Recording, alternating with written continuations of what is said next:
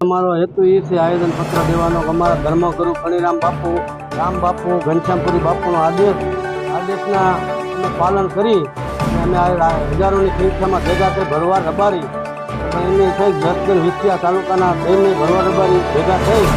આવેદનપત્ર દીધું છે કલેક્ટર સાહેબને.